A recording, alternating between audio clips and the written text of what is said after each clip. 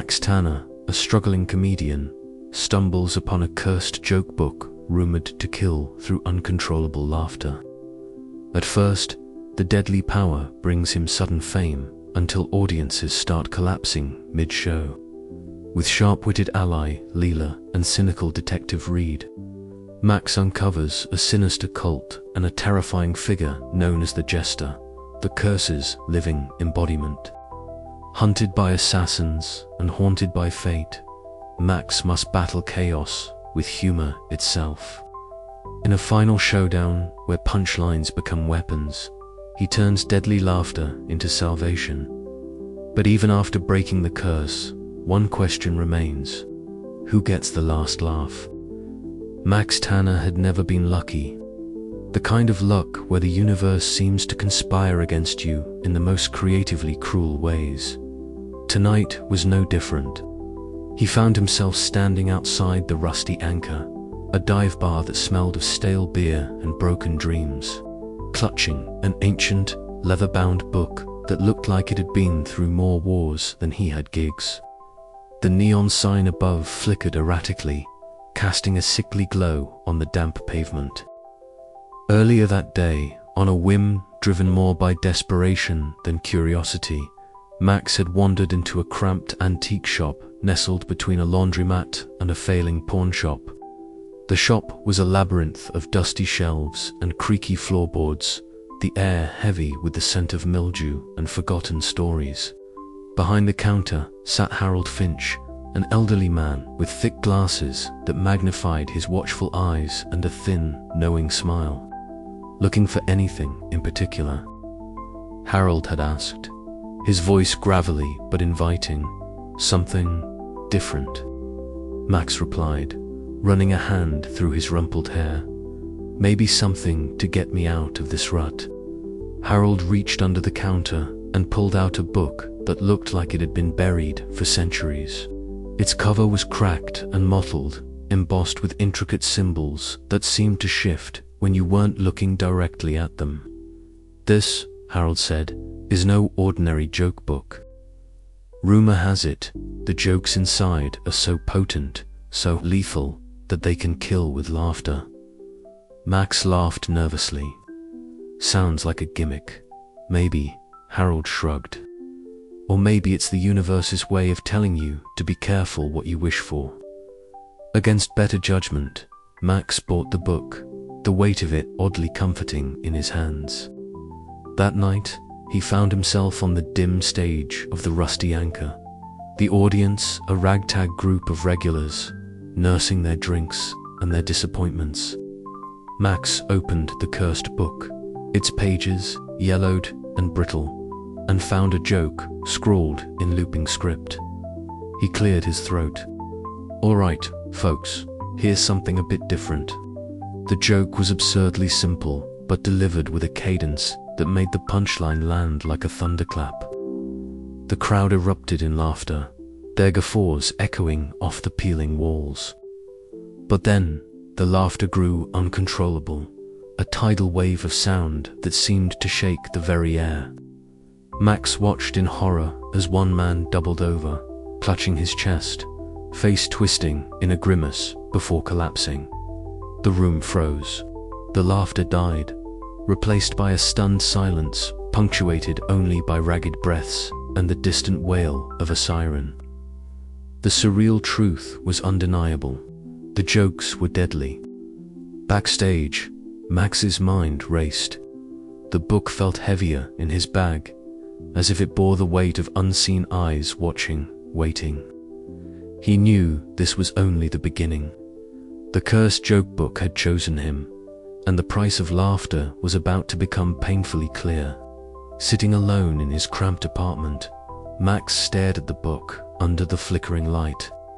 He was caught between disbelief and dark amusement, the absurdity of the situation both terrifying and strangely exhilarating. One thing was certain, his life had just taken a turn into the bizarre, and there was no going back.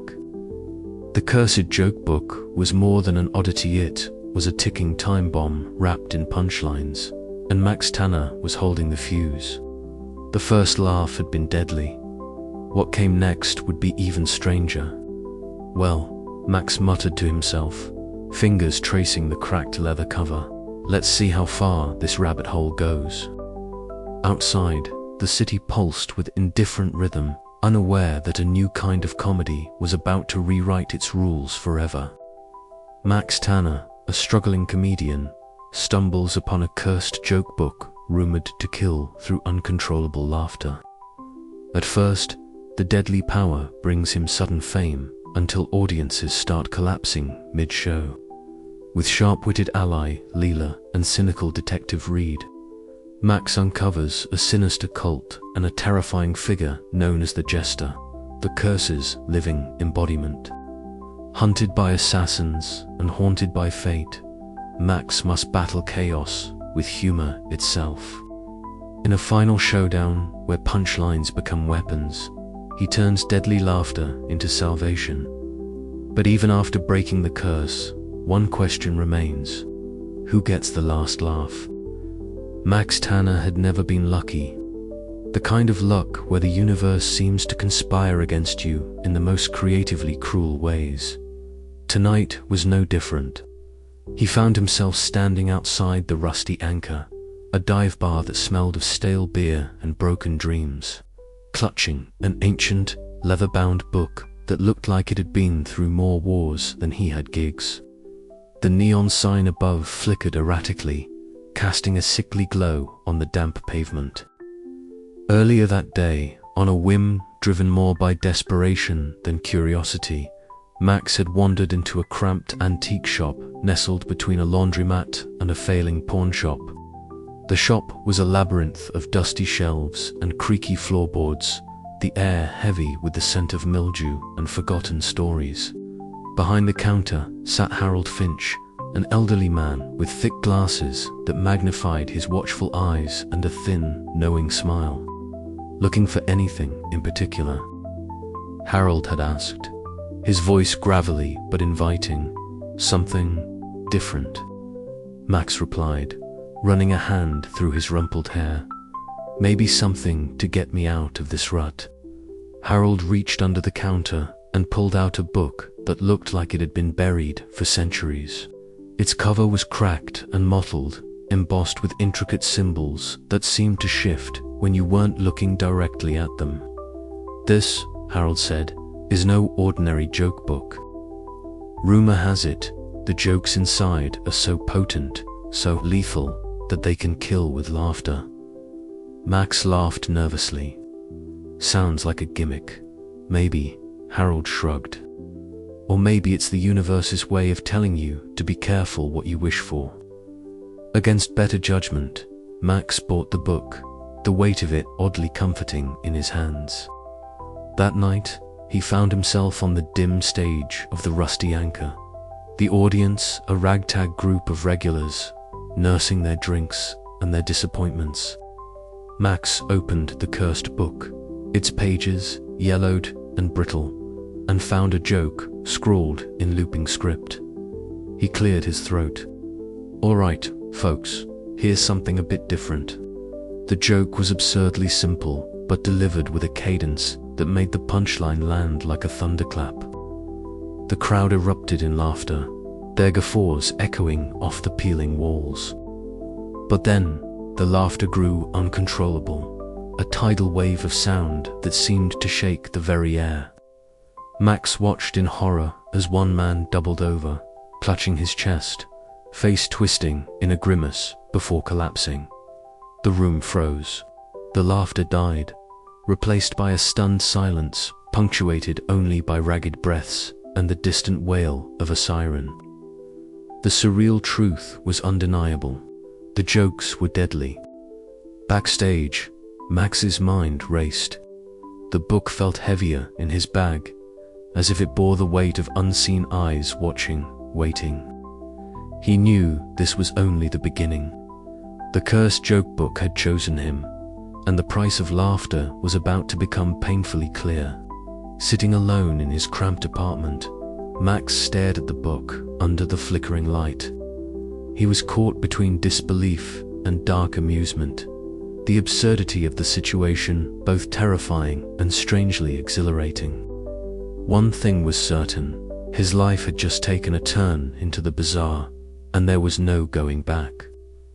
The cursed joke book was more than an oddity, it was a ticking time bomb wrapped in punchlines, and Max Tanner was holding the fuse. The first laugh had been deadly. What came next would be even stranger. Well, Max muttered to himself, fingers tracing the cracked leather cover. Let's see how far this rabbit hole goes. Outside, the city pulsed with indifferent rhythm, unaware that a new kind of comedy was about to rewrite its rules forever. Max Tanner's name was starting to echo through the smoky, cramped corridors of the city's comedy clubs like an ominous thunderclap, simultaneously promising laughter and a hint of dread. It was a strange sensation for Max, one part exhilaration, two parts anxiety, and an unrelenting third part fear.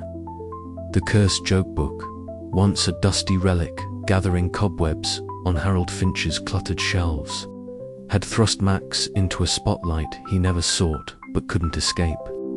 Tommy Sparks, the grizzled owner of the Punchliner Comedy Club that had seen better days and probably worse ones, too had offered Max a bigger stage, not because he believed in cursed books or supernatural punchlines, but because the crowd numbers spoke for themselves. Word had spread, the gossip circuits buzzed, and people wanted to see the comic who could command hysterics like no one else. Max stood backstage, the murmur of the growing crowd filtering through the curtains like a distant storm. Lila Nguyen was there beside him, her presence a steady anchor amidst the tempest of his nerves. She was stylish and confident, the ever-present smirk on her face a silent reassurance that whatever happened, they'd face it together. "Remember," Lila whispered, "you're the one in control. The book doesn't write your jokes, you do." Max forced a smile, though his hands betrayed him with a subtle tremor. The joke book had given him those killer lines, but the deadly cost was becoming impossible to ignore. The first fatality, the chaotic crowds, the whispers of assassins lurking in shadows. It was a lot for any comedian to handle. Tommy Sparks appeared just then, leaning against the bar with his usual leather jacket and skeptical gaze. "You ready for this?" he asked, voice rough but not unkind. "As ready as I'll ever be," Max replied, a nervous chuckle escaping despite himself.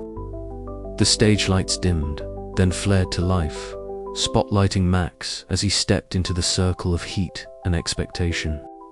The crowd's faces blurred into a sea of eager anticipation, their laughter a tangible wave rolling towards him.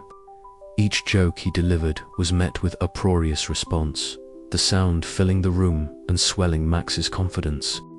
Yet beneath that laughter was a gnawing fear, a shadow that crept closer with every punchline. Max could feel it in the tightening of his chest, the sweat beading at his temples. The curse was real, and it was watching. Backstage, Leela scanned the entrance, her eyes sharp for any sign of trouble. The crowd was swelling beyond control, and with it, the risk. "We need to keep it contained," she murmured to Max during a brief pause. "Too many people, too much chaos."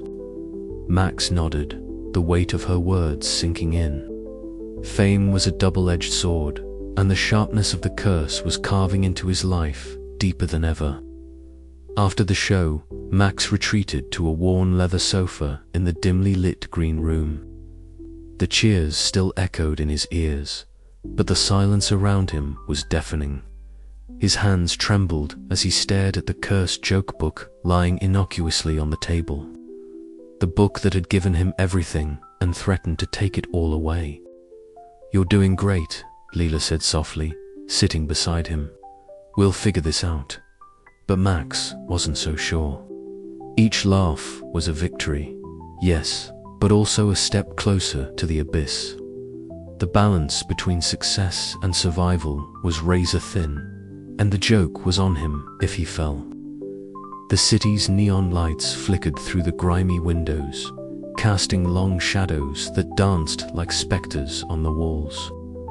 Max, Tanner, once just another struggling comic, was now the reluctant master of a deadly craft. The punchlines were sharper, the stakes higher, and the laughter more dangerous than ever. And somewhere in the darkness, the jester's grin widened, waiting for the next act to begin. The question was no longer whether Max could make them laugh. It was whether he could keep himself alive while doing it. The night stretched on, thick with tension and the promise of chaos. Max's journey was far from over, and the next joke might just be his last. With a final deep breath, Max rose from the sofa, the cursed book tucked under his arm. "Let's see what happens next," he muttered, stepping back into the neon-lit night, ready to embrace the twisted fate that awaited him.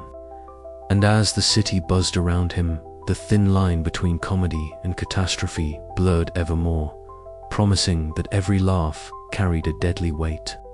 The curtain was rising on the next act, and Max Tanner was center stage. The comedy club thrummed with a nervous energy that night, the air thick with cigarette smoke and the murmurs of an eager crowd. Max Tanner adjusted the microphone stand, his fingers trembling just slightly as he glanced out over the sea of faces. The old joke book nestled in his jacket pocket felt like a live thing, its worn pages whispering dark promises. Tonight was different. The stakes were higher. The laughter, he hoped, would drown out the dread that had been crawling beneath his skin since the first fatal joke. As Max stepped into the spotlight, the stage lights hit him with a warm glow, casting long, distorted shadows that danced on the walls. The crowd's faces blurred into a mosaic of expectant smiles and eager eyes. His heart hammered, but he forced a grin, the familiar nervous smile of a man who'd spent too many nights drowning his fears in punchlines. "So," Max began, voice steady despite the chaos in his mind, "ever notice how life's like a bad joke? You don't always get the punchline, but you're stuck laughing anyway." A ripple of laughter rolled through the room, genuine and bright. For a moment, Max felt the old thrill, the simple joy of making people laugh. But then, something shifted. Near the back of the room, a figure moved with unnatural silence, a shadow slipping through the crowd like a wraith. Leela's sharp gaze caught the motion instantly. Her smirk vanished, replaced by a hard, calculating look. Max was mid-punchline when a sudden, sharp clatter echoed, a chair knocked over, startled gasps, and then chaos. The figure lunged forward, a glint of metal flashing under the dim lights. "Heads up," Lila hissed, just loud enough for Max to hear. Instinct took over. Max ducked, the blade slicing the air where his head had been moments before. The crowd erupted into screams and confusion, the laughter twisted into panic. "Get him!" A cold voice barked from the shadows. Evelyn Cross moved with lethal grace, her eyes icy as she advanced through the crowd, flanked by silent figures whose intent was as clear as the blade in her hand. Max's mind raced, the cursed joke book suddenly a blazing weight against his chest. "Run!" Leela grabbed his arm, pulling him toward the backstage exit. Behind them, the cacophony of shouts and chaos grew. Max's breath came in ragged gasps as they slipped through the narrow corridors, the sounds of pursuit close behind. In the dim backstage light, Max's hands trembled as he clutched the book. "Why now?" he gasped. Leela's eyes hardened. "Because you're onto something, Max. They want that book, and they'll kill anyone who gets in their way." Meanwhile, Detective Reed leaned against the bar in the main room, cigarette smoke curling round his face. His eyes were sharp, scanning the scene with a mix of suspicion and reluctant intrigue. The pieces were starting to fit together, the strange deaths, the sudden attack. And Max Tanner, with his nervous smile and deadly jokes, was at the center. "This isn't just random," Reed muttered, flicking ash into a glass. "Something's rotten in the comedy world." Backstage, Max and Lila caught their breath, the adrenaline slowly ebbing, but the reality sinking in. The cursed joke book was more than a curiosity, was a weapon, and now they were targets. "We need a plan," Max said, voice hoarse but resolute. "Because I'm not done with this yet." Leela nodded, her smirk returning, faint but fierce. "Then let's make sure the next punchline is the last thing they see." As the night deepened, the comedy club's neon sign flickered, casting eerie shadows on the pavement outside. Somewhere in the darkness, the jester watched and smiled, the deadly dance of laughter and death only just beginning. Max's journey had turned from desperate comedy to desperate survival, a twisted routine where every laugh could be his last, and every joke a weapon wielded by fate's cruelest trickster. The curtain had risen on the deadliest act of his life, and there was no encore. The packed room had never felt so hostile. Max's mind spun with every beat of his racing heart. The laughter around him was no longer a bomb, but a bell tolling the approach of danger. The assassins were not just figments of paranoia. They were real, ruthless, and closing in. But Max was no longer just a victim.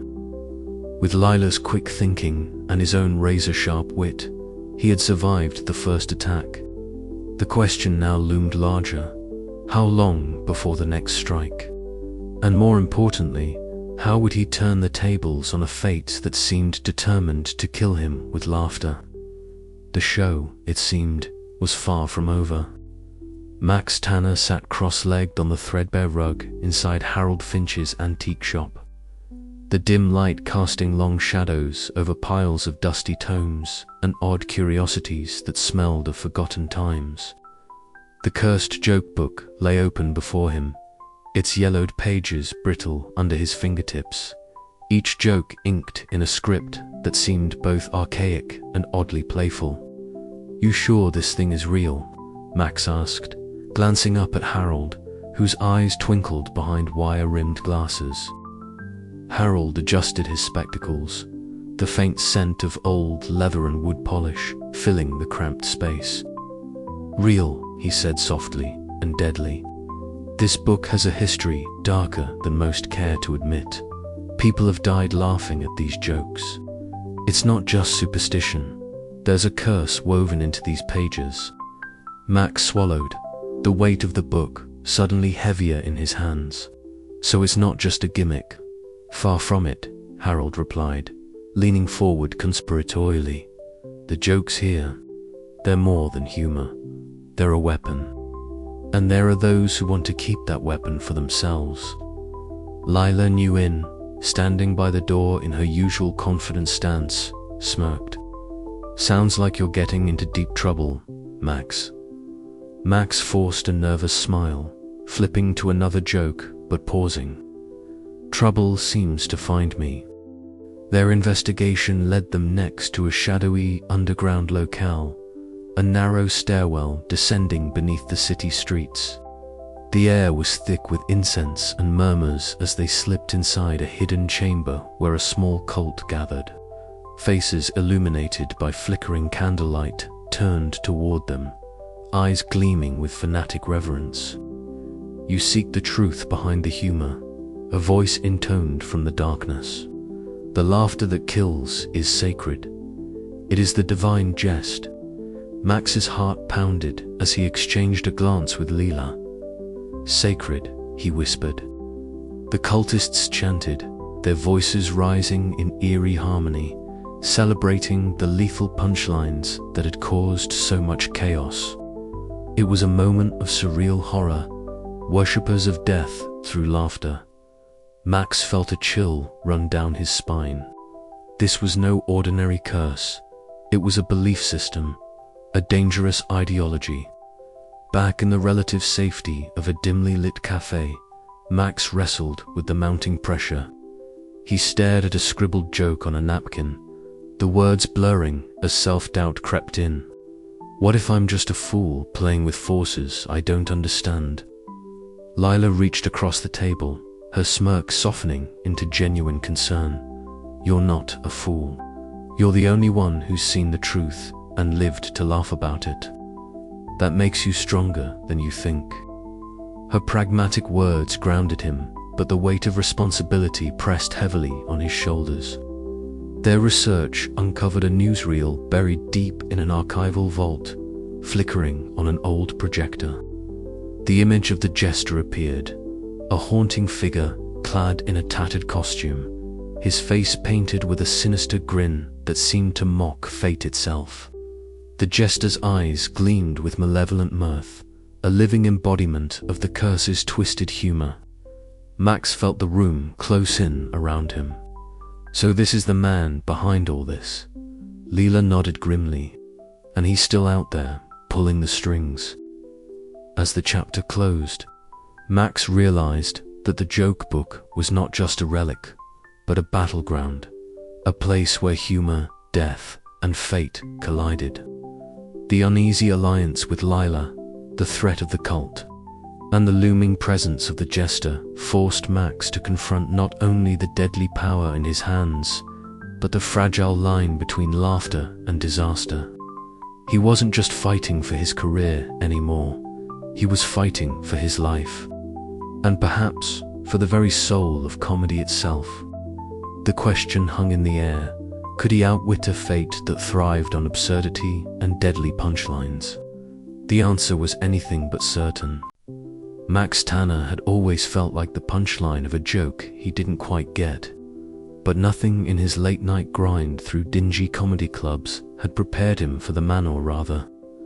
The nightmare that now stepped out of the shadows like a twisted punchline come to life. The corridor behind the club was narrow and filthy, plaster peeling from the walls as if the building itself was trying to laugh off the decay. Flickering fluorescent lights buzzed overhead, casting uneven patches of light and shadow that danced like specters.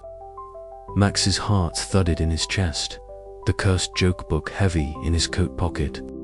He'd tried to ignore the creeping dread gnawing at his mind all evening, but the sudden chill in the air told him otherwise. A soft, mocking chuckle echoed from the end of the hall. Max swallowed hard, squinting into the gloom. There, illuminated by a sputtering light, stood the jester. His costume was a grotesque parody of traditional court jesters, tattered, stained, and hanging in illogical angles that somehow made the figure both comical and horrifying. His face was painted in a grotesque smile, a permanent, sinister grin that stretched impossibly wide, eyes glinting with malevolent mirth. "Ah, Max Tanner," the jester's voice slithered through the air like smoke. The poor comedian trapped in a punchline too cruel for the world to bear. "Tell me, does the laughter taste bitter when it's your own?" The words twisted around Max's spine like icy fingers. Max tried to respond, but his voice caught in his throat. The jester took a slow step forward, the jingle of broken bells on his costume echoing softly. "I've come to reclaim what's mine," he said, producing a small, ancient-looking book from the folds of his ragged sleeves, the cursed joke book. Max's mind raced. The book was a lethal weapon disguised as humor, and this man embodied the chaos it wrought. But what was he really? A man, a spirit, a curse made flesh. The jester's presence seemed to warp reality itself, turning the air thick with absurdity and menace. "You think you can outwit fate with a joke?" The jester laughed, a sound both joyful and terrifying. "Fate is the ultimate comedian, Max, and it never misses its mark." Before Max could react, footsteps approached. Lila Nguyen appeared, her sharp eyes narrowing as she took in the scene. "Max, we don't have time for theatrics. We need a plan."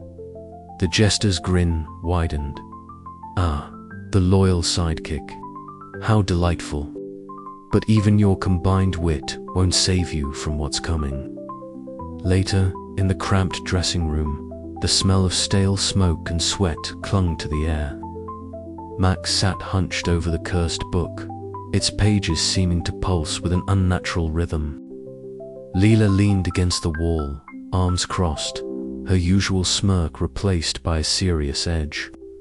"We need to know more about him," she said. "Who is this jester? Why is he tied to the book?" Max flipped through the pages, searching for clues.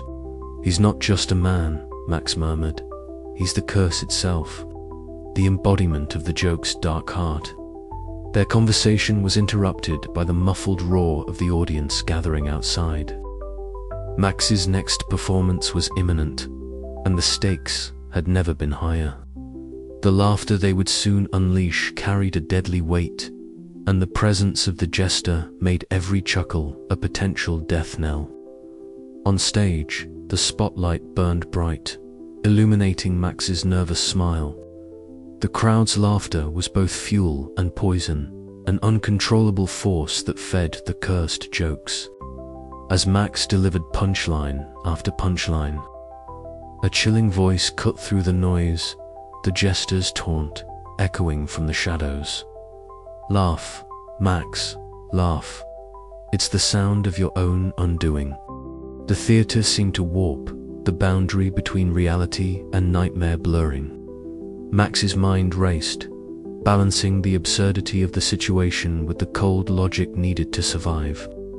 Every joke was a gamble, every laugh a risk. After the set, the danger was far from over. In the fog-shrouded alley behind the theater, Max found himself cornered by assassins sent by the jester. Their moves were swift and silent, shadows in human form, but Max's quick wit became his weapon. With a desperate joke uttered just in time, he distracted them long enough to slip away. Breathless, heart-pounding, Max realized the absurdity of his situation was his greatest strength. In a world ruled by the unpredictable hand of the jester, survival meant embracing chaos with a smile. As dawn approached, Max's resolve hardened. The game was on, and he was no longer just the punchline. He was a contender. But the question lingered: how do you outjoke the embodiment of fate itself? The answer, Max knew, lay somewhere between the dark laughter and the deadly silence that followed. And the show was far from over. The dim glow of the stage lights cast long shadows across the packed comedy club, where Max Tanner stood, clutching the microphone like a lifeline. The crowd was larger than ever tonight, their faces expectant, eager for the next punchline. But tonight was different. The air was thick with a strange energy, a buzz that seemed to hum beneath the usual claps and cheers. Max felt it too, a restless laugh itching just under his skin, threatening to spill out uncontrollably. He started with a joke from the cursed book, the one Harold Finch had nervously recommended he try first. The audience erupted instantly, laughter rolling like waves, some faces lighting with joy, others twisting with something darker. Max's heart hammered as he noticed a man near the back clutching his chest, eyes wide with disbelief before collapsing in a heap. The room faltered, confusion rippling through the crowd, but the laughter didn't stop. It grew louder, more manic. It was as if the joke had cast a spell, binding them all in a feverish grip of hilarity and terror. Backstage, the clutter of props and empty water bottles formed a chaotic backdrop for a tense conversation. Lila Nguyen paced, her stylish jacket slipping off one shoulder as she stopped in front of Max, who was wiping sweat from his brow. "Max, this has to stop," she said, voice low but firm. "You're playing with fire, and it's not just your career on the line anymore." Max met her gaze, the nervous smile he wore like armor faltering. "I know," he admitted, "but the crowds, the attention, it's what I've been chasing. I can't just quit now. Leela's smirk softened, revealing the conflict beneath her pragmatic exterior. I get it, I do. But at what cost? I'm torn between helping you and not getting burned myself. Meanwhile, miles away in a dim precinct office, Detective Reed hunched over his cluttered desk. Cigarette smoke curled lazily toward the cracked ceiling as he studied photos of the victims. All linked by one bizarre thread, they'd been present at Max's shows. His cynicism, usually a protective shield against the absurdities of his job, was cracking. What the hell kind of joke kills people? He muttered, flicking ash into an overflowing tray. The deeper he dug, the more tangled the conspiracy seemed. With whispers of secret cabals and a trickster figure known only as the Jester. Reed couldn't decide if he was chasing a madman or a myth. Back on stage, Max's nerves sparked a wild improvisation. The cursed jokes from the book were unpredictable, sometimes drawing boisterous cheers, other times sending the crowd into dangerous fits of laughter. He danced on the edge, balancing wit and survival, his quick thinking the only shield against the lethal humor. Each punchline was a gamble, each laugh a possible last breath. The line between comedy and catastrophe blurred until Max himself wasn't sure which side he was on. Yet in the chaos was a strange kind of salvation, a dark humor that somehow kept him moving forward. As the night dragged on, the weight of choices bore down on Max and Lila. Could they keep walking this razor's edge, or would one misstep doom them both? Detective Reed's shadow loomed ever closer, threatening to expose secrets better left buried. The crossroads of comedy had never been so treacherous or so absurdly alive. Maybe, Max thought, this is what comedy really is, a dance with fate, with laughter as both sword and shield. And somewhere, in the depths of the night, the Jester watched, his grin growing wider, the game far from over. To be continued. The comedy club buzzed with electricity, an almost tangible static of anticipation that clung to the sticky air like a second skin. Max Tanner adjusted the microphone stand with a shaky hand, eyes flickering to the battered notebook hidden beneath his jacket. Tonight, he was no longer just a struggling comic. Tonight, he was a man tempting fate itself.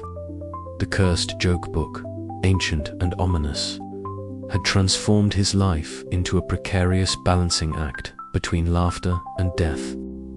The crowd's murmur swelled as Max took center stage, the neon sign outside casting a surreal, flickering glow that danced across his pale, nervous face. The low hum of conversation was punctuated by the clink of glasses and the occasional cough, but beneath it all, the air thrummed with an unsettling tension.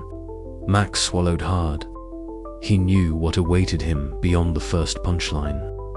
An uncontrollable wave of laughter that could topple the strongest constitution. Clearing his throat, Max began. His voice was low but steady, weaving the first harmless jokes into the fabric of the set, gauging the audience's mood. The laughter he elicited was genuine but cautious. Then, with a glance at the open book nestled in his inner pocket, he ventured deeper. Joke after joke spilled from his lips, each darker, sharper, whispers of an absurd world where humor was a weapon. The room transformed. Laughter erupted like a wildfire, rolling through the crowd in a relentless crescendo. Faces contorted, smiles stretching beyond reason, and soon, some patrons doubled over, clutching their sides, tears streaming down cheeks flushed with hilarity. But this was no ordinary comedy night. The curse tightened its grip. A few collapsed breaths shallow, their laughter frozen mid-chuckle. Panic flickered in the eyes of those nearby, yet the contagious humor held them hostage. Backstage, Lila Nugent watched with a mix of fascination and fear. Her ever-present smirk faltered as she saw the chaos unfurl, the surreal blend of joy and horror painting the scene in stark relief. She clenched her fists, torn between admiration for Max's daring and dread for the consequences. Outside, shadows shifted with purpose. Evelyn Cross, the assassin leader, moved like a spectre through the night, her dark attire blending seamlessly with the urban gloom. Behind her, a cadre of silent hunters followed, their eyes cold and unyielding.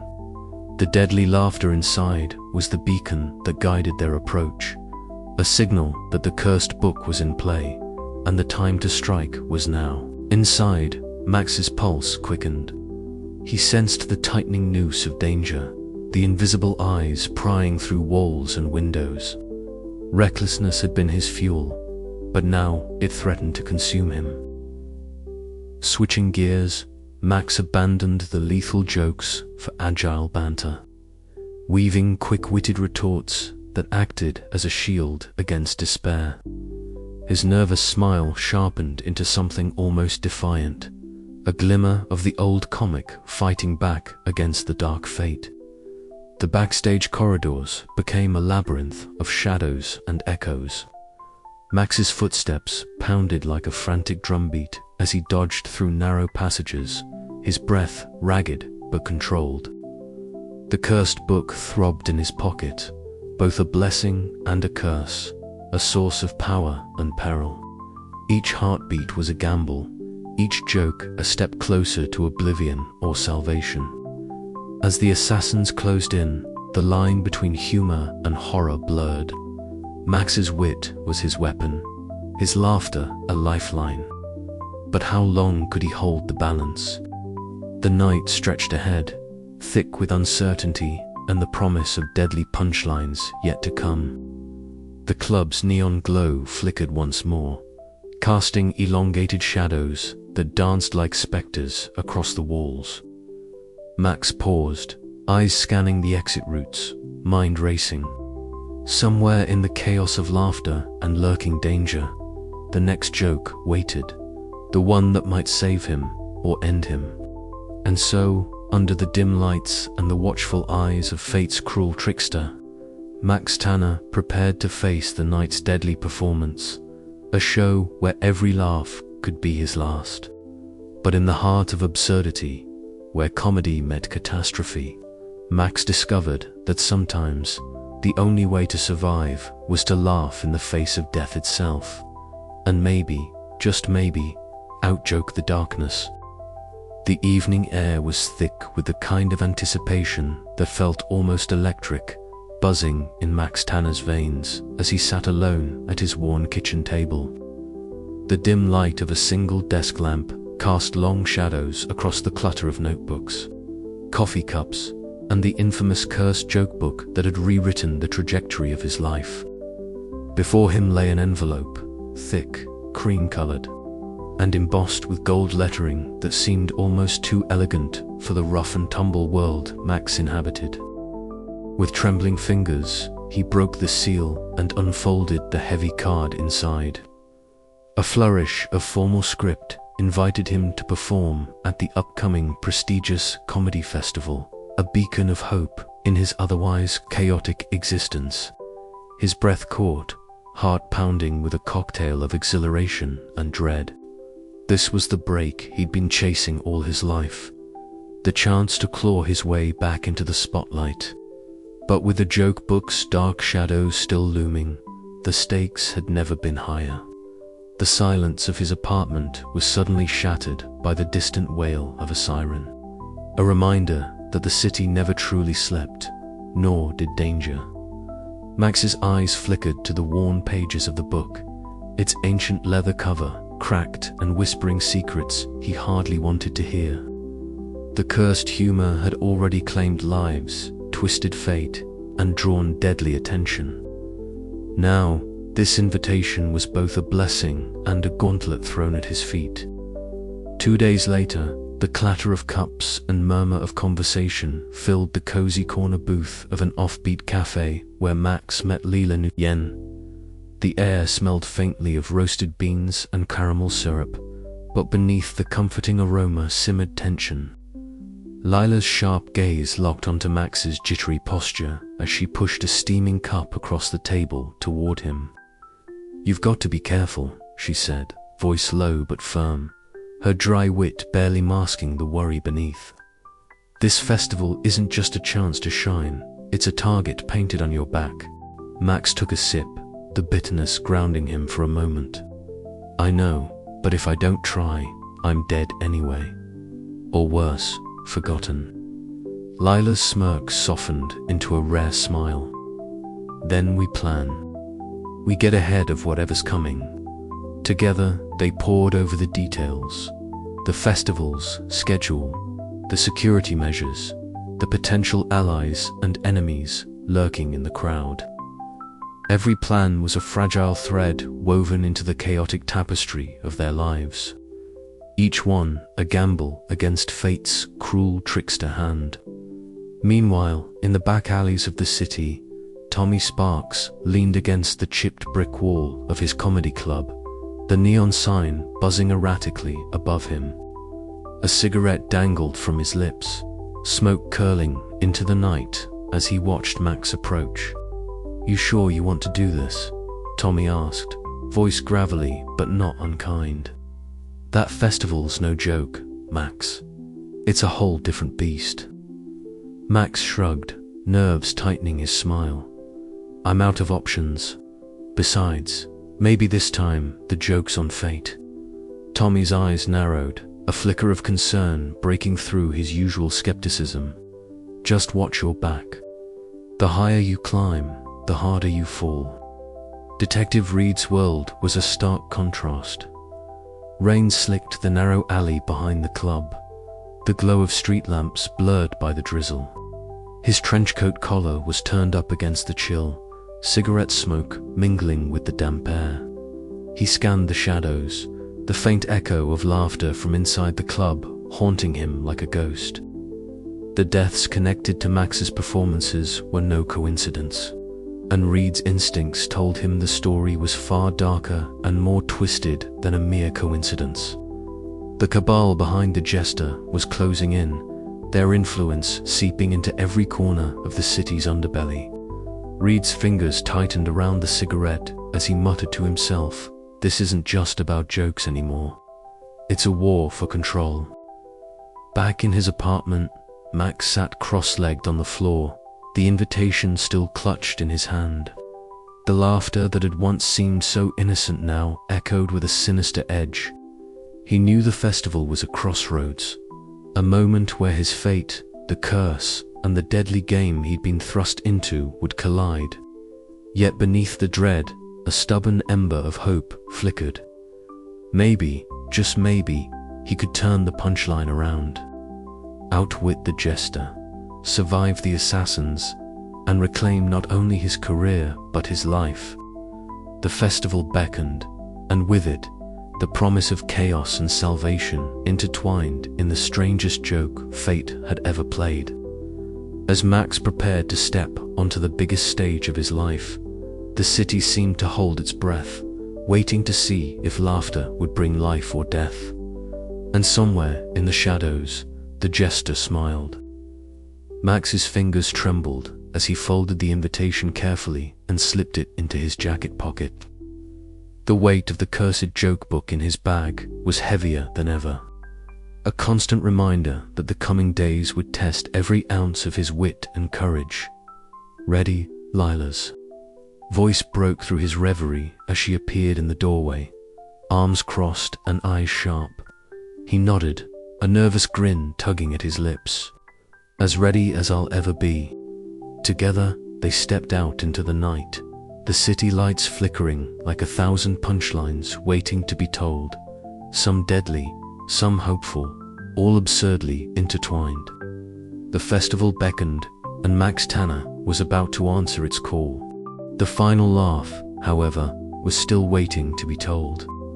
The night before the festival was a tempest in more ways than one. Rain battered the grimy windows of the comedy club's back room, where Max, Tanner, and Lila Nguyen sat huddled over a stack of brittle, yellowed papers and worn-out books Harold Finch had reluctantly provided.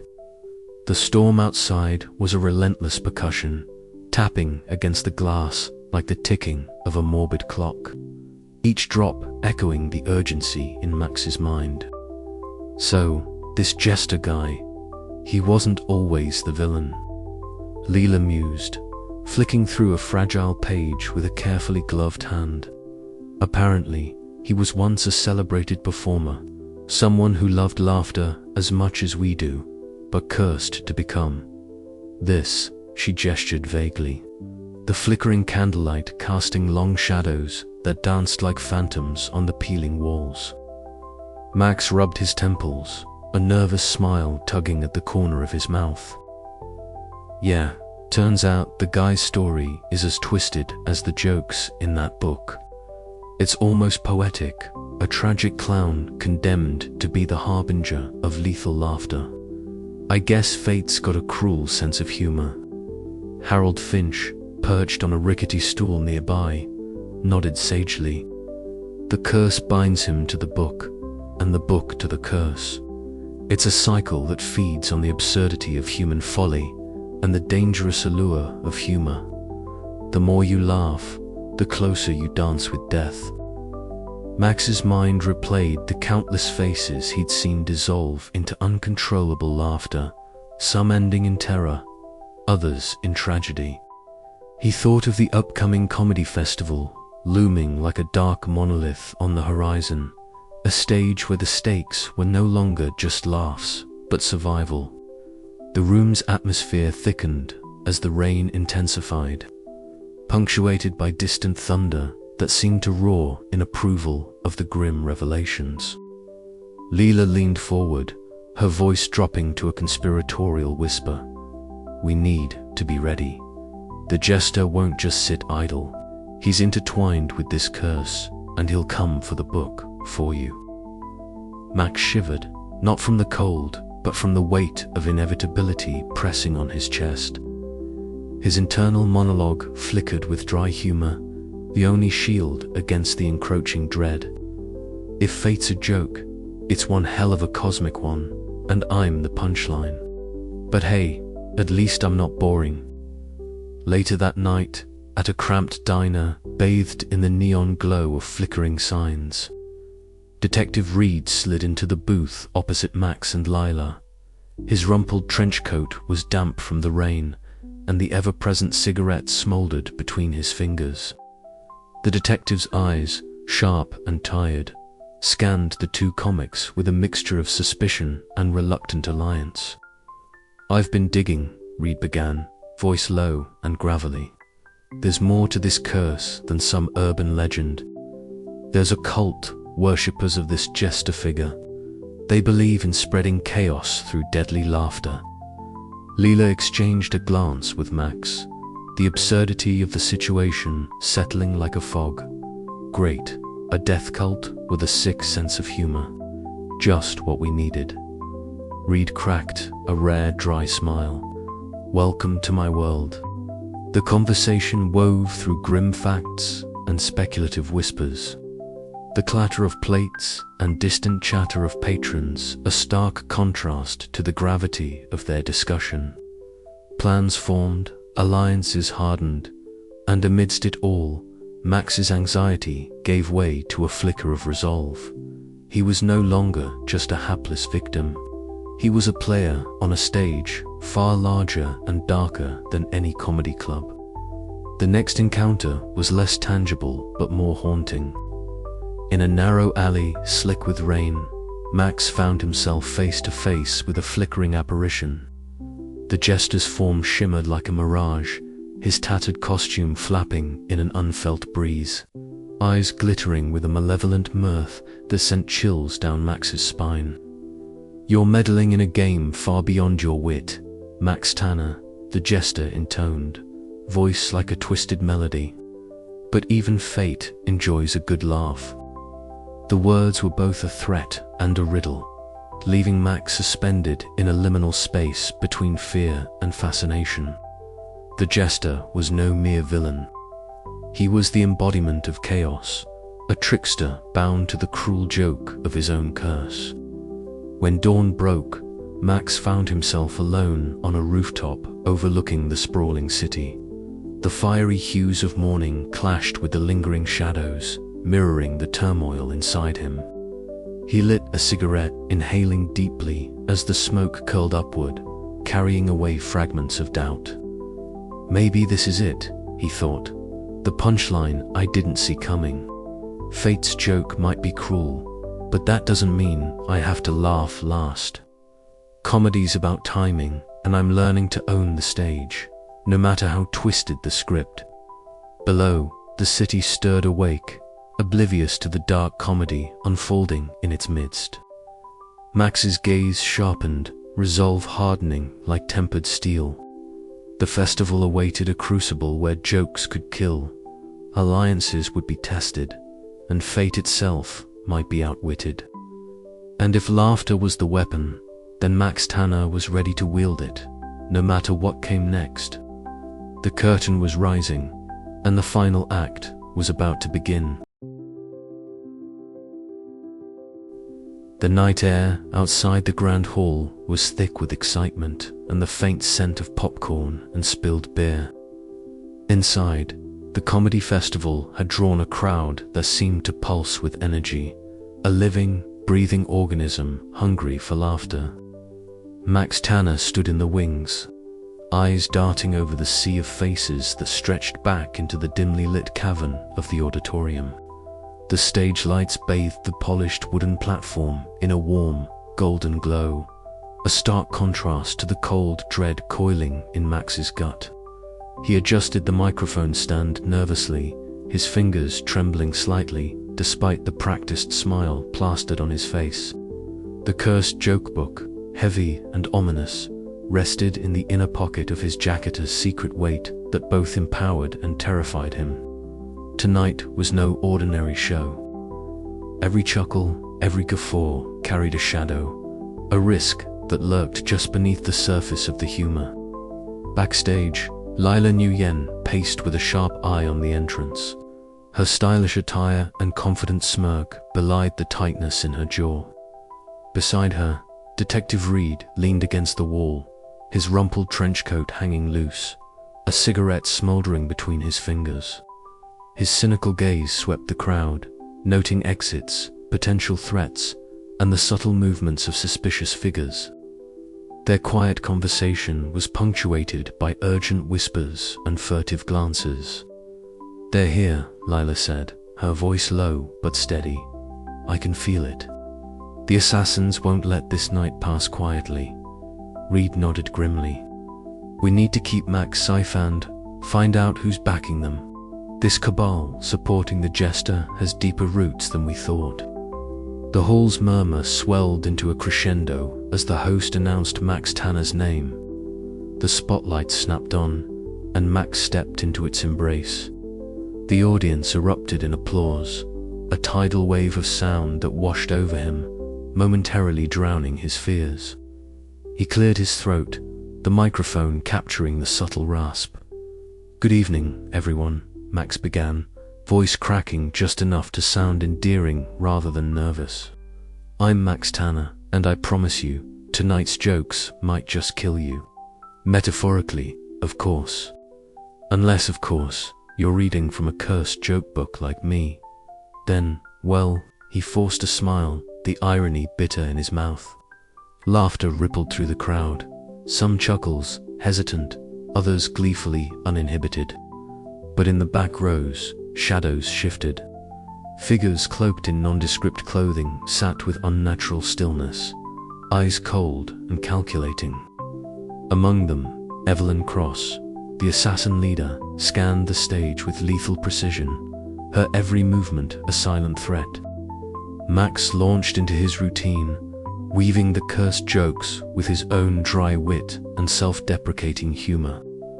The audience responded with uproarious laughter, a sound both joyous and chilling. Each joke seemed to push the boundaries of normalcy, the laughter ballooning into something uncontrollable, almost manic. Behind the scenes, Lila and Reed exchanged nods, their covert security measures in motion. Reed's phone buzzed quietly. A message from an informant hinted at a planned attack during Max's climax. Time was slipping away. Suddenly, the lights flickered violently. A murmur swept through the crowd as the hall was plunged into darkness. Panic threatened to erupt, but emergency lights sputtered on, casting eerie red and blue glows across the stunned faces.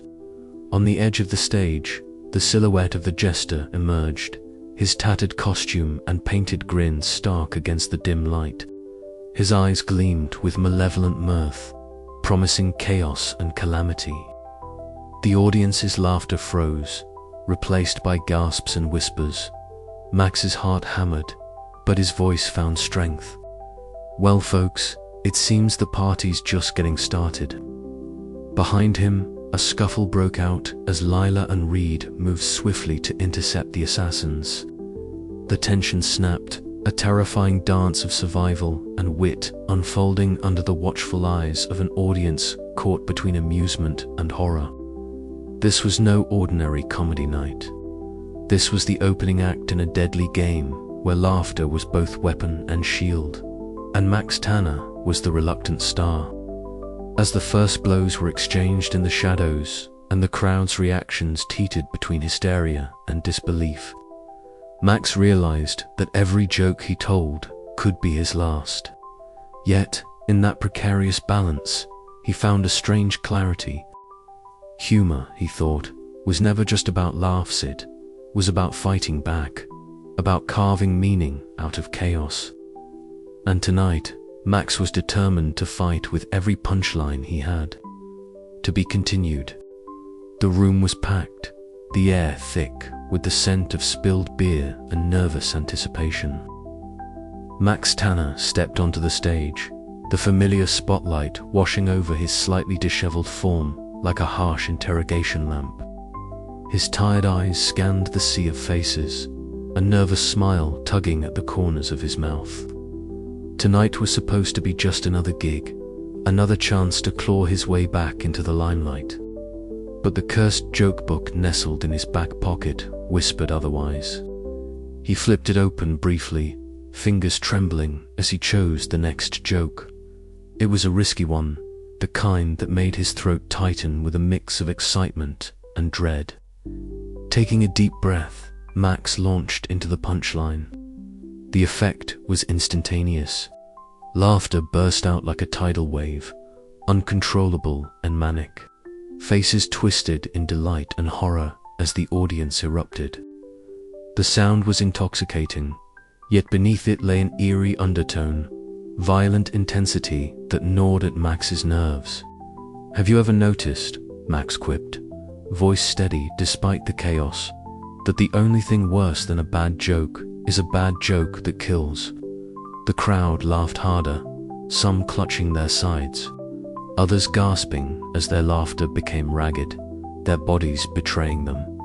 Max's heart pounded. This wasn't normal. He had seen the news reports, the strange deaths linked to the cursed book, but witnessing the carnage firsthand was something else entirely. The surreal horror was painted in broad strokes of absurdity. Backstage, Lila Nguyen watched with sharp eyes, her confident smirk replaced by a frown of concern. She shuffled through the emergency kit she had insisted on bringing, preparing for the inevitable. The staff hustled to assist those collapsing, the club transforming from a venue of laughter to an impromptu triage center. "Max, you need to stop," Lila called through the comms, urgency threading her voice. "This is getting out of hand." Max shook his head, wiping sweat from his brow. "Can't stop now. They want the show, and I'm the only one who can give it to them." Detective Reed leaned against a shadowed wall, cigarette smoke curling around him like a ghostly veil. His cynical gaze swept the room, noting the chaos with growing unease. He had been tracking these deaths for weeks, a trail that led straight to Max Tanner and his cursed repertoire. The humor was a weapon now, and the wielder was dangerously close to losing control. And then came the assassins. Evelyn Cross slipped through the panicked crowd with lethal grace, her steely eyes fixed on Max.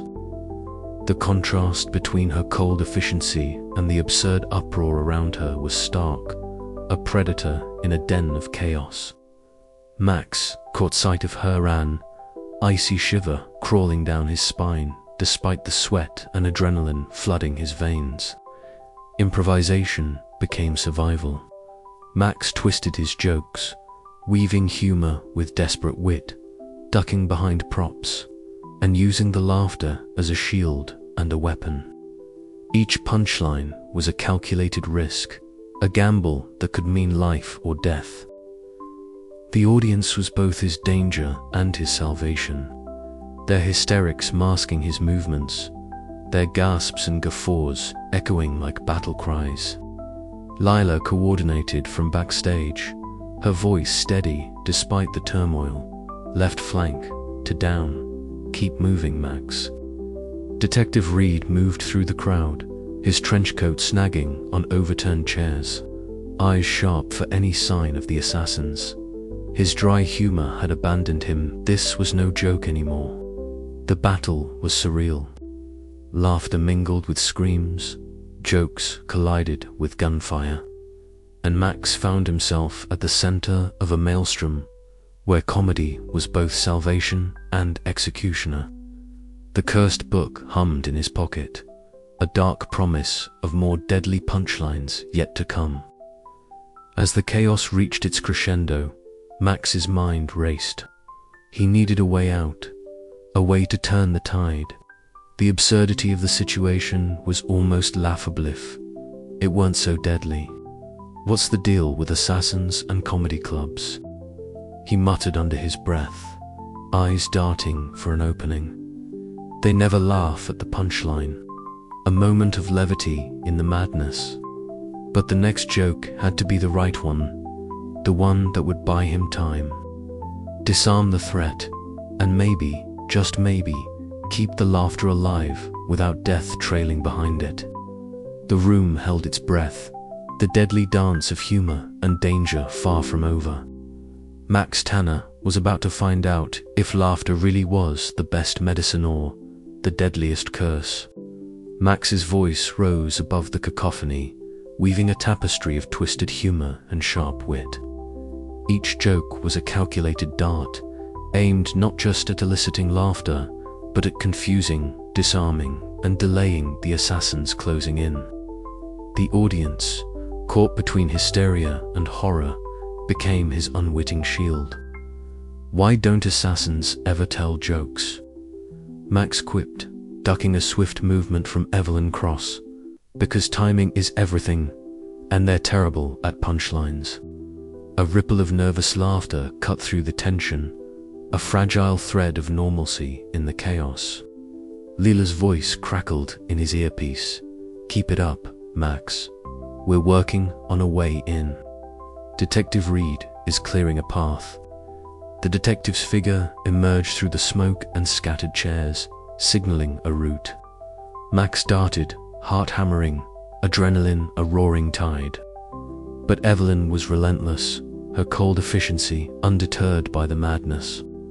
She closed in, a viper poised to strike, her eyes gleaming with malevolent intent. Max pivoted, grabbing a mic stand and swinging it like a makeshift weapon. The absurdity of brawling with an assassin amidst a crowd convulsing with lethal laughter was not lost on him. He grinned nervously, shouting over the din, "Comedy is all about timing, guess. I'm just a little off tonight." The clash was brief but fierce, Max's quick thinking and desperate improvisation buying precious seconds. Lila and Detective Reed converged, subduing Evelyn just as she lunged again. The room began to settle, the deadly laughter easing to a shaky murmur. Max stood breathless, the cursed joke book still burning a metaphorical hole in his pocket. "We're not out of the woods yet," Lila said, eyes scanning the crowd for signs of more danger. Detective Reed nodded grimly. "This curse, It's bigger than any of us imagined, but tonight you survived. That's something." Max's smile was weary but genuine. "Yeah, survived by the skin of my punchlines." The absurdity of it all was overwhelming. Comedy had saved him and nearly killed him in the same breath. And as the night wore on, Max knew one thing for certain: the deadly dance of laughter and danger was far from over. With a final glance at the cursed book, Max prepared for whatever punchline fate had in store next. The auditorium was a kaleidoscope of swirling neon lights and anxious faces, a surreal carnival of expectancy and dread. Max Tanner stood behind the microphone, the familiar weight of the stand-up spot suddenly heavy as a storm cloud. The crowd's laughter had been replaced by a tense silence, broken only by the faint hum of electricity in the air. And then, as if summoned by the collective heartbeat of the room, the jester appeared. He was a violent splash of color against the dimness, tattered jester garb, rippling unnaturally. Face painted with that eternal, sinister grin that seemed to stretch beyond the limits of human expression. His eyes gleamed with malevolent mirth, scanning the audience with an unsettling mix of amusement and menace. The laughter that erupted was not from the crowd, but from the jester himself, a chilling cackle that echoed through the auditorium like a dark spell. Max swallowed hard, his mind racing. This was no ordinary opponent. This was the embodiment of trickster fate, a force that twisted reality and jest into weapons. But Max was no longer the trembling comic who found the cursed joke book in an old antique shop. Tonight, he was a survivor, a fighter armed with wit and desperation. "Ladies and gentlemen," Max began, his voice steadier than he felt, "welcome to the worst comedy festival in the multiverse." The jester's grin widened, and he stepped forward, voice dripping with mockery. "Ah, Max Tanner, the hapless harlequin. Do you really think you can out-joke fate itself?" The stage became their battleground. Each joke, each pun was a volley, each punchline a parry. The jester's words twisted and curled like smoke, dark riddles and barbed humor that made the very air shimmer with danger. Max countered with sharp, observational humor, turning the absurdity of their situation into a weapon that cut through the jester's malevolence. Around them, the audience was caught in a hypnotic trance, their faces flickering between amusement and terror. Lila stood at the wings, her eyes sharp, signaling to Detective Reed. The detective's rumpled trench coat moved with determined purpose as he coordinated with Leela, watching for the assassins led by Evelyn Cross closing in like predators. The jester's laughter rose, a crescendo of chaotic delight. "You think you can control the punchline, control the fate woven into every jest?" Max's reply was a grin of his own, nervous but defiant. "Maybe not, but I can sure try to write my own ending." The duel escalated, words flying faster, sharper. The jester tossed out twisted jokes that bent reality, a chair that vanished mid-laugh, the spotlight flickering like a heartbeat. Max adapted, weaving his humor with quick-thinking agility, turning each bizarre moment into a laugh that was both a shield and a sword. Suddenly, from the shadows, Evelyn and her assassins surged forward, but Lila and Detective Reed were ready. A brief but fierce scuffle erupted, the tension of the verbal duel mirrored by the physical battle backstage. The chaos spilled into the auditorium, but the crowd remained entranced, caught between laughter and fear. In the midst of the turmoil, Max found his moment. With a deep breath, he delivered a pun so absurd, so utterly unexpected that it cut through the darkness like a lightning bolt. The jester staggered, his painted grin faltering, eyes wide with something close to genuine surprise. Why don't skeletons ever go to comedy clubs? Because they don't have the guts. The room held its breath, as the words hung in the air. Then, a ripple of laughter, not the deadly kind, but genuine, light-hearted laughter, spread like wildfire. The surreal atmosphere crackled with the electric shock of the punchline's power, a momentary triumph of absurdity over malevolence. The jester recoiled, momentarily unmasked as a mere shadow of chaos. Max knew this was only the beginning, but for the first time, he felt the scales tipping in his favor. The battle was far from over, but he had found a way to fight fate with laughter. And as the applause began to build, the uneasy alliance of allies regrouped, preparing for the final moves in this deadly game of jokes and survival. The showdown was not just a contest of humor, but a reckoning with the very nature of fate and control, where every laugh could be the last or the salvation. Max glanced at Leela, then at Detective Reed, and finally back at the fading figure of the jester. Ready for the next act, he whispered. The absurd dance of comedy and catastrophe was far from over. But tonight, Max Tanner had taken the stage and faced the trickster, and he was still standing. The air in the grand hall was thick with anticipation, charged by the lingering echoes of maniacal laughter and the sharp scent of sweat and fear. Max Tanner stood center stage beneath a lonely spotlight, the cursed joke book closed and resting on the microphone stand beside him like a sleeping beast. Every eye in the packed theater was locked on him, every breath held captive by the weight of the moment. No one dared to blink. Max's heart hammered against his ribs, a frantic percussion that threatened to drown his thoughts. The cacophony of past performances, some joyous, others deadly, reverberated in his mind. He glanced toward the wings, where Leela stood, her smirk tempered by concern, and Detective Reed. Cigarette dangling forgotten between fingers, eyes narrowed but hopeful. Behind them, the shadows twisted slightly, and there the unmistakable silhouette of the jester lurked, his tattered costume blending with the darkness, his painted grin a cruel slash of white in the gloom. "All right," Max murmured to himself, voice barely above a whisper. "Time to end this." He stepped forward, feeling the weight of every soul in the room pressing down, the invisible threads of fate tightening around him like a noose. The cursed book had brought him here, had shaped this final act of deadly comedy. But tonight, Max was no longer the desperate comic seeking laughs at any cost. He was a survivor, a trickster in his own right, ready to wrestle the curse back. Clearing his throat, Max addressed the hushed crowd. "You know," he began, voice steady, despite the storm raging within, "they say laughter is the best medicine. But I guess, if you're not careful, it can also be the worst poison." A ripple of nervous chuckles rolled through the audience, broken by the sudden appearance of the jester at the edge of the stage. The sinister figure's eyes gleamed with malevolent mirth, his grin wider than ever.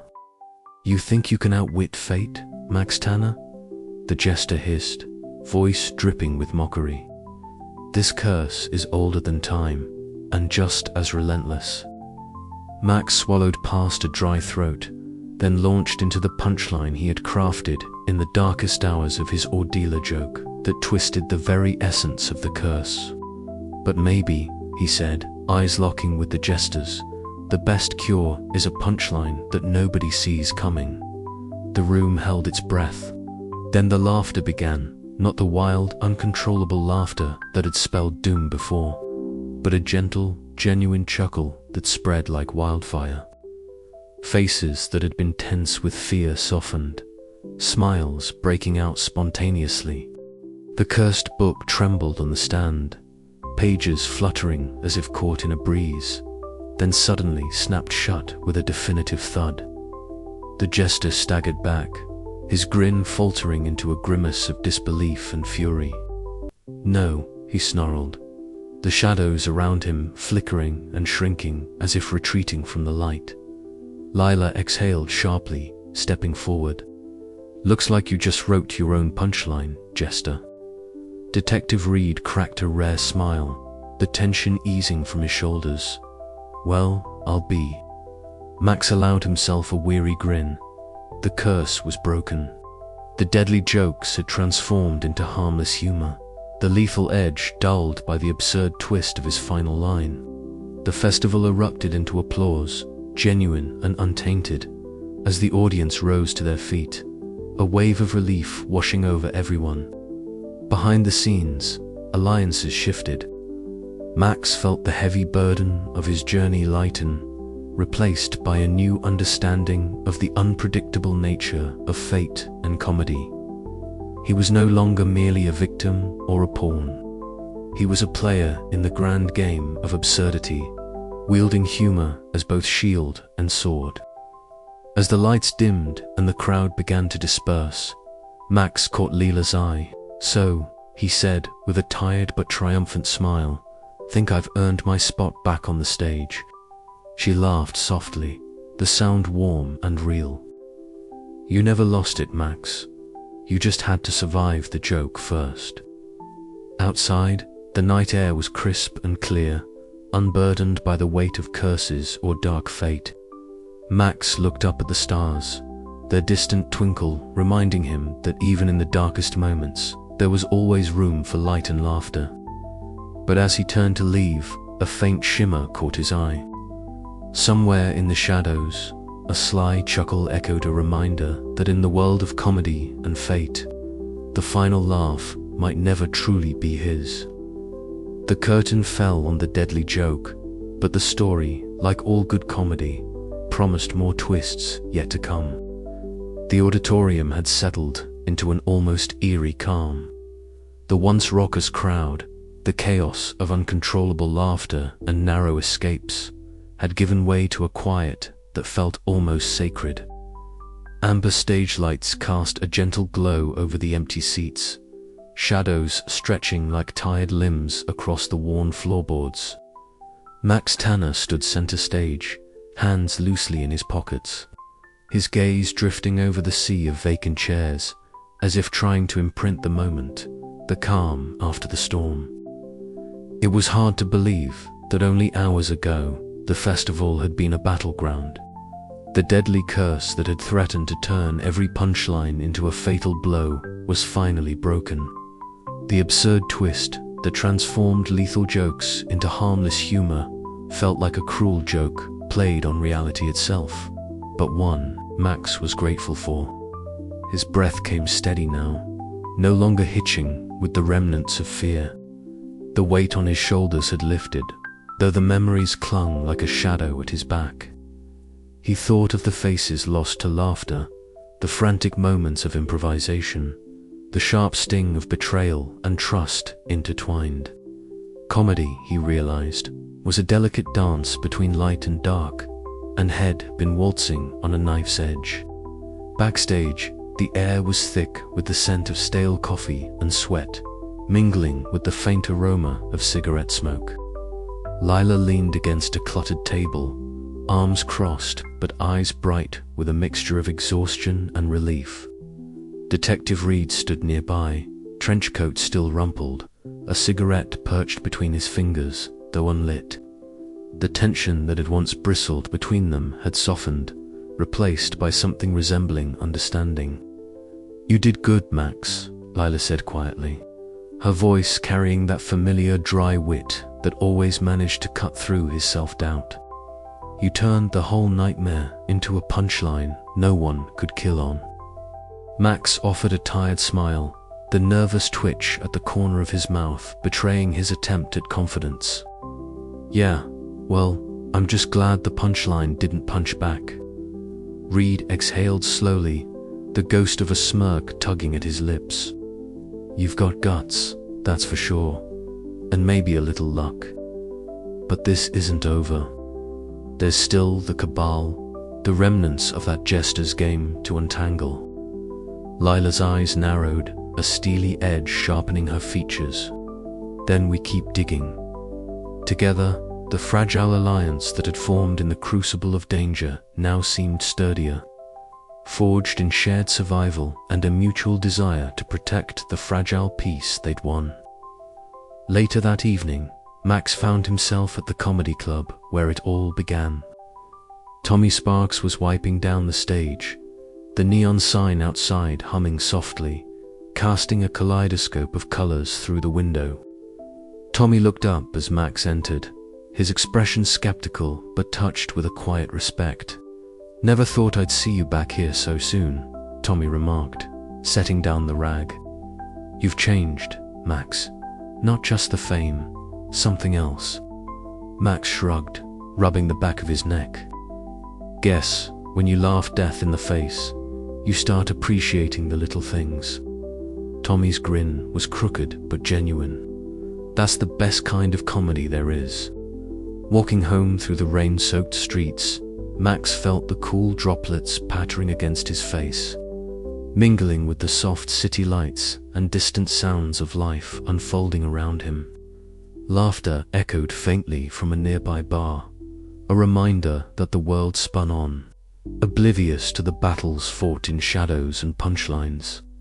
He thought about the journey, the cursed book, the deadly jokes, the assassins, the jesters, sinister grin, and most of all, about the people who stood by him.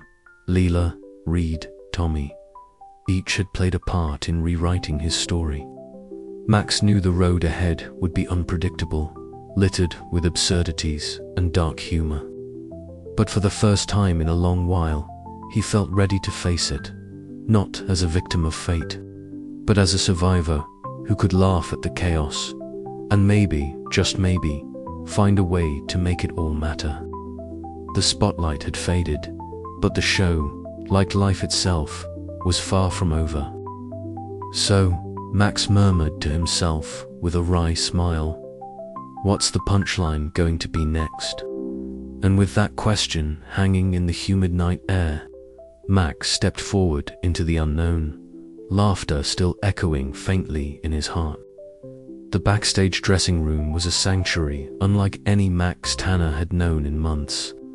The faint hum of the venue beyond the door was a distant echo compared to the quiet scribbling of his pen on paper. A battered notebook lay open on his lap, pages filled with fresh jokes and observations that felt different, lighter, safer, and yet with a hint of that sharp wit that had always defined him. The air was thick with a faint scent of stale coffee and sweat, but it was a comfort now rather than a reminder of past failures. Max paused, looking up at the cracked mirror reflecting his weary face. The tired eyes, shadowed by sleepless nights and the stress of surviving the cursed joke book's deadly legacy, now held a spark of calm determination. He smiled nervously at his reflection, a small but genuine curve that felt like a promise to himself. It wasn't easy leaving behind the allure of the cursed humor, the dark thrill of a joke so potent it could kill. But Max had learned that comedy was more than just shock and chaos. It was connection, insight, and sometimes a lifeline. The absurdity of his journey had forced him to reconsider what laughter really meant. Later that evening, Max met Leela Nguyen at their favorite late-night cafe. The place was a cozy refuge from the drizzle outside, the soft glow of vintage lamps casting a warm light over chipped wooden tables. The rain tapped a gentle rhythm against the window, mixing with the quiet murmur of other patrons and the clink of coffee cups. Leela arrived, stylish as ever, her confident stride and subtle smirk lighting up the room. She slid into the seat opposite Max, her eyes immediately catching his notebook, still writing. She asked with a teasing tone that belied genuine curiosity. "Yeah," Max replied, flipping to a fresh page, trying something new. "No curses, no assassins. Just me and some jokes that don't kill people." Leela laughed softly, the sound warm and reassuring. "Welcome back to the land of the living, huh?" Their conversation flowed easily, weaving between jokes, plans, and reflections on the wild ride they'd survived. Leela shared news of a rising opportunity and invitation to perform at a prestigious comedy showcase that could catapult her career. Max congratulated her sincerely, proud and a little wistful.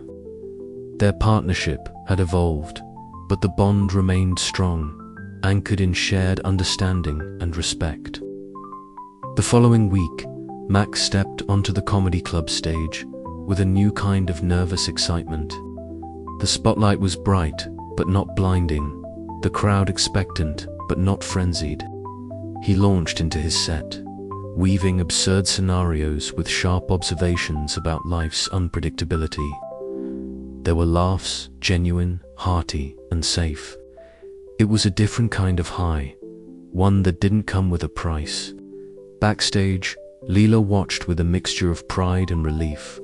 She knew the road ahead for both of them was uncertain, but for the first time in a long while, it felt like a fresh start rather than a desperate gamble. After the show, as the club emptied and the night deepened, Max and Leela sat outside under a flickering street lamp. The city buzzed quietly around them, alive and unpredictable. Max looked up at the starless sky and chuckled softly. "You know," he said, "maybe the joke's always been on me, but now I'm ready to laugh along." Leela nodded, her eyes reflecting the dim light. "And maybe that's the best punchline of all." As they parted ways, the night air held a promise, not just of survival, but of thriving amid the absurd dance of fate and laughter. Max's new act was more than comedy.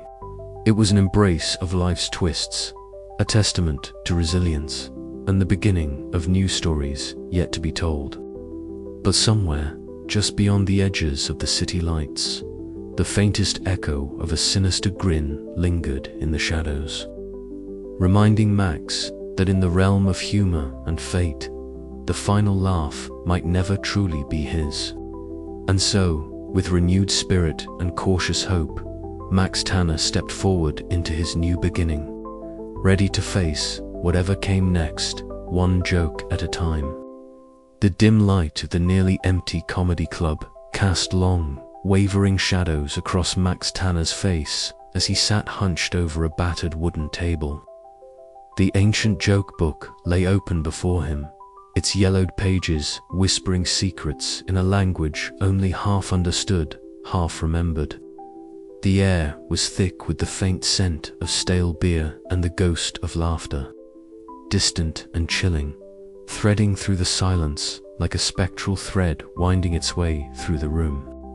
Max's eyes traced the faded ink of a joke he had not dared to tell aloud, his fingers trembling as they hovered just above the page. The room felt alive, or perhaps it was his mind, still haunted by the recent chaos that had engulfed his life. The jester was gone or so, he thought, but the uneasy feeling that the trickster's shadow still lurked, unseen yet palpably present, refused to dissipate.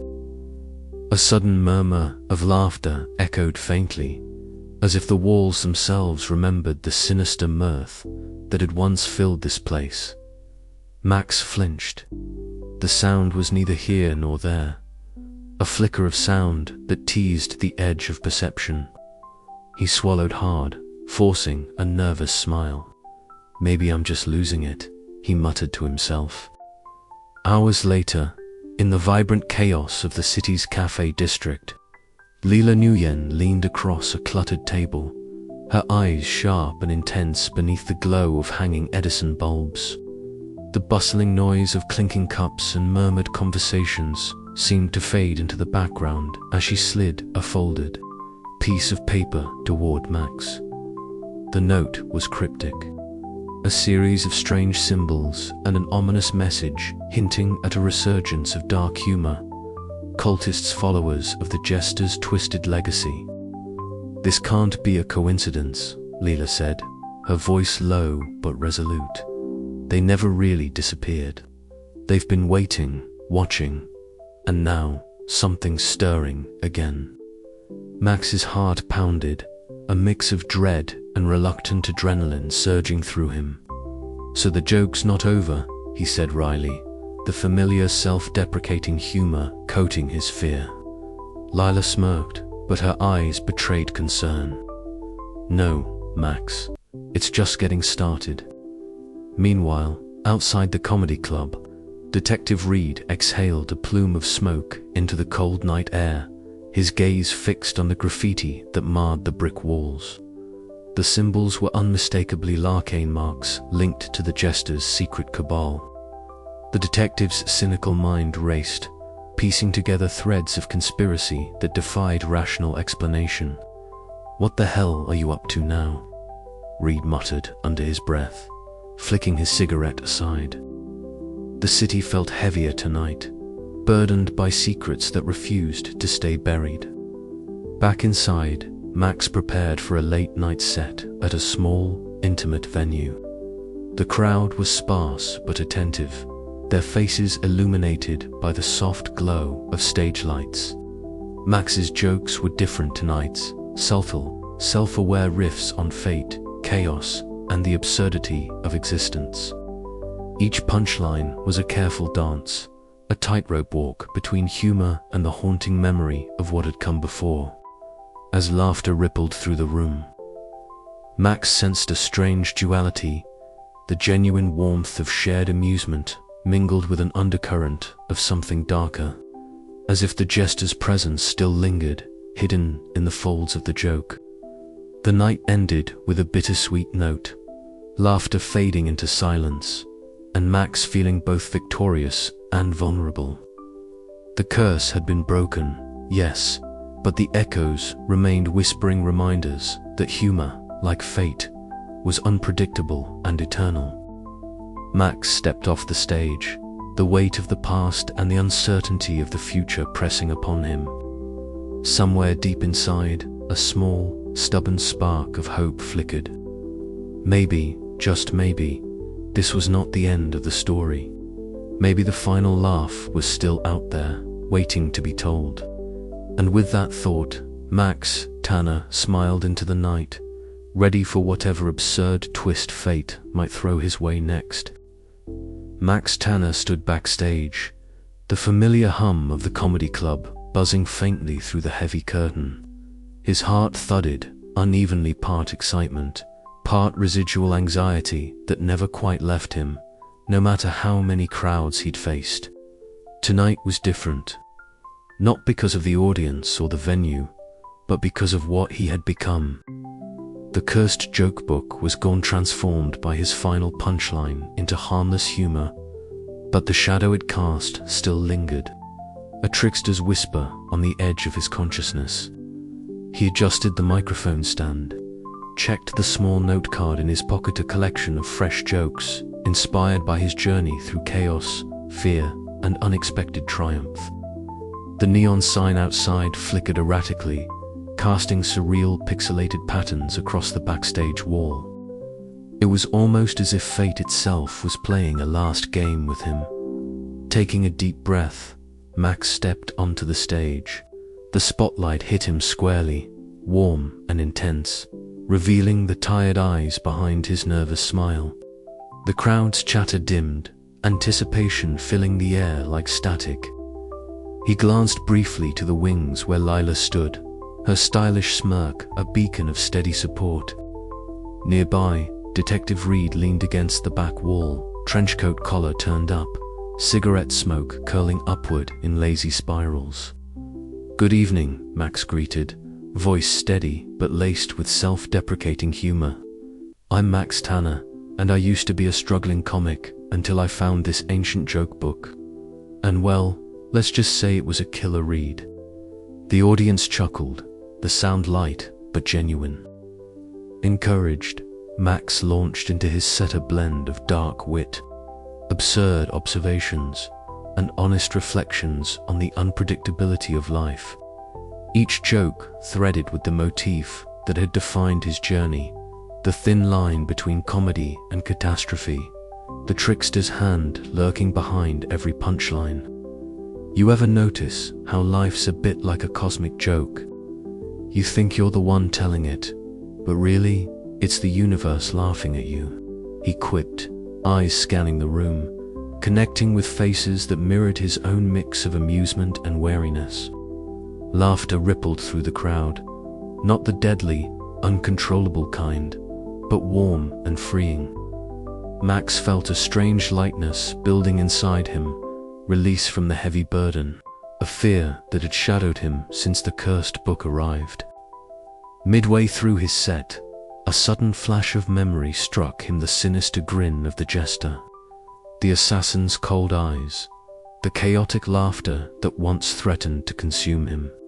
But now, those memories felt distant, like echoes from a strange dream. You know, Max continued, sometimes I think the real joke's on me. But maybe that's okay. Because if we can laugh at the absurdity, the unpredictability, maybe we're not so lost after all.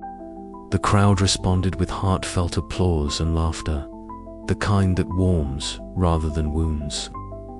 Lila's smirk softened into a genuine smile, her eyes shining with pride and relief. Detective Reed flicked his cigarette away, nodding in approval. As Max delivered his closing punchline, an unexpected twist that turned fate's trickery back upon itself, the room held its breath, then erupted in joyous laughter, bright and unburdened. The neon sign outside flickered one last time before stabilizing, bathing the club in vibrant pixelated light. The night felt charged with possibility, the air thick with bittersweet amusement and hopeful tension. Backstage, Max allowed himself a rare moment of peace. The curse was broken, the deadly laughter silenced. But the trickster's presence, fate's unpredictable handling, just beyond the edges of reality, promising that the story was far from over. Max smiled to himself, ready for whatever came next. After all, in a world where humor could kill or save, the final laugh was always his to claim. "Thank you," he said softly, stepping into the shadows, the echoes of laughter following him into the unknown.